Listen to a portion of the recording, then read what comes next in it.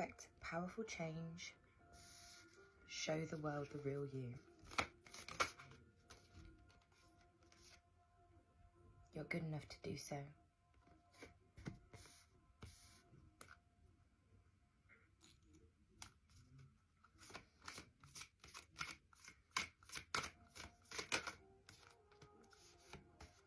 Otherwise, nothing good will come from it if you don't. I was literally about to ask for confirmation, so angels and ancestors, these keep coming out together. We have got to keep following the voices of our soul, people. You are good enough to. That is showing the world the real you, the full moon in Aquarius. I know we've just had a full moon in Libra, but we are entering the age of Aquarius. Follow the voice of your soul. Remember your soul's blueprint and remember where you really came from. Set your sights higher. Give it to the divine, basically. Give it to the divine to show you which route you're needing to go to follow the voice of your soul. So that card fell on show the world the real you. Take note of intuitive messages. The moon. Landed on the moon. So came out on its side as well, which is a block. People are really ignoring the divine. I wouldn't.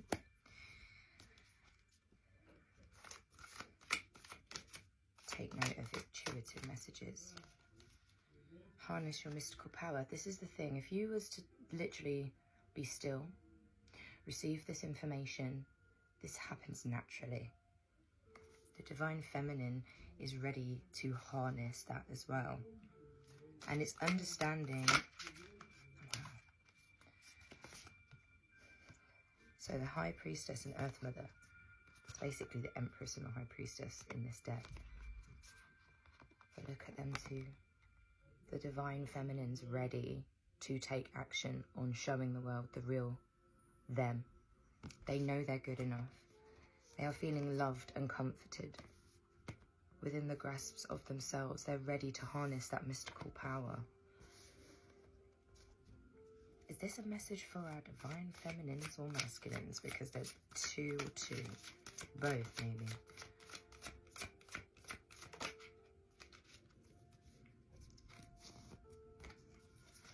We have got to let go of the old, people.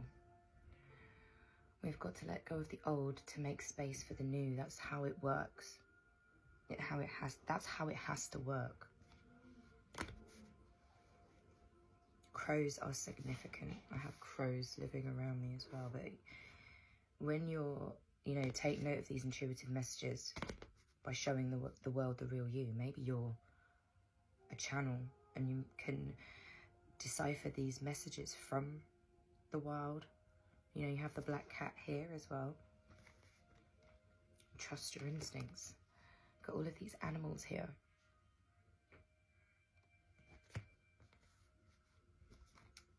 Follow the voice of your soul. Set your sights higher. Harness mystical power. The thing is, you're not going to be able to do any of that until you take note of these intuitive messages. Like I said before, expecting a powerful change. Show the world the real you. You are good enough. If you don't accept all of those things, then nothing good will come from it. And then if you do, trust your talents in the changing times. They have a sneaky way, foxes, but they're very majestic animals. And be graceful in your movement and action. There is a lot of mixed divine masculine and feminine energy in this reading. Union? Inner union? Is that? That's nice. If that's the case. So, healing waters. What can we give our emotions? Some advice. Because that's what I think. The resistance here is knowing you are good enough and showing the world the real you. Because otherwise you are unable to do this, harnessing the mystical power, feeling loved and comforted. You're not able to walk away from the past and just embrace the new. You have to follow the voice of your soul. You have to set your sights higher. You have to also trust the present, be in the present times right now where, yeah, things are not nice, but you have to accept the life that we're in right now, and it's a change. Deep sea diving, the way of the mystic, learn through experiences, depth. Start journaling if you are not journaling, people, because this is where you can find your examples of you, where you're going wrong as well within these situations. And I do feel that at the end of the day, when you are here going through this walk through life, our emotions are the one things that trigger us, okay? So if you are expecting a powerful change, you need to surrender to that. If you want to show the world the real you, you have to surrender to that. You have to know you're good enough, because otherwise there is blocks anyway. And you will not be able to receive these intuitive messages. So go deeper within yourself. Look at your current dreams and realities. You know, the current present time will show you new beginnings. Look at this. Release the old and rest. Get some journaling done. And you are literally on your way to the new beginning side of your journey. And like I've said in many readings before, this isn't just the stopping point here. You have to continue doing the work. Most people cannot be bothered to do that. So this is not for the faint-hearted. You have to be all in. It's like do or die. So if you're... Oh, God. I'm going to reshuffle them. Yeah, I'm going to reshuffle them. That just fell out. Clear waters, clear vision, confirmation, right time and opportunity. Divine timing is the most important thing to trust. Blind faith and divine timing. Seriously, that's all we need right now. So to manage our emotions, divine masculines and feminines, you need to do some deep sea diving on those cups of yours, those emotions.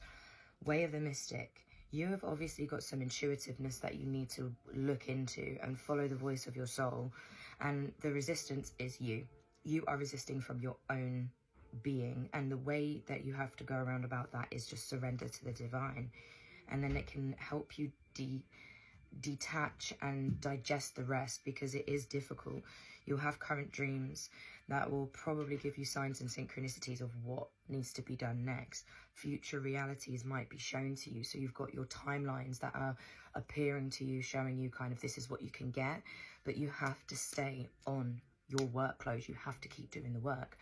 It's not just a season, it's a lifetime, you know, and it's all ready for those new beginnings. A clearer vision, confirmation, and just trust in the right timing, the opportunities will flow through. And it is just understanding that when you go through these healing journeys, time isn't the same as usual. So understanding what that divine right timing really is trusting. Blind faith is a beautiful thing to have for that. Let it rain, allowing what is.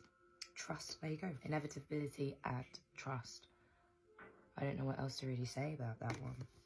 And they're all blue, so all of these cards are like more resonant with the third eye and throat chakra area. So when you're connecting to your higher self, but there is a resistance here, and you have to be clear on you are that resistance. This is a message to the full collective. This isn't divine masculine or feminine orientated. This is both of you before Heavenly Father bangs your heads together. But what he's trying to say and do is take the blind faith, take the intuitive messages, just understand that you're good enough to receive these things. You're in the element to receive. So if you're going to stay in that element, you've got the other times to go deep diving, look into your cosmic ocean, deep dive in there. Start finding some clearer waters within yourself as well, instead of wading in the mud, because at the end of the day, like, it's okay to do, but it's tiring. People lose faith as well. And all you have got to do is, if it is muddy, let the rain dilute that water until it gets clear, okay?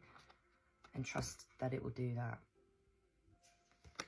So I'll write down the emotional feedback on what the collective need to go on.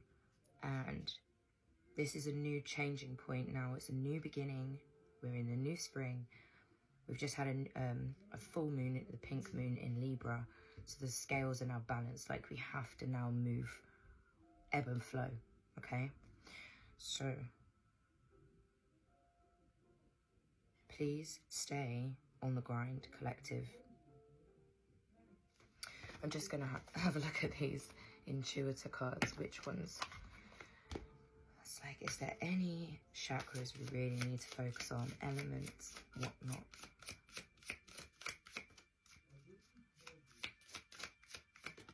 Just feel like one more card. Grounding the earth and passion. So ground yourself. I know we're focused on your emotions and your cups, but adding some earth energy in there is no harm in the balance. And understand where the passions are directing you to. Where is your path taking you to? I shall leave that there.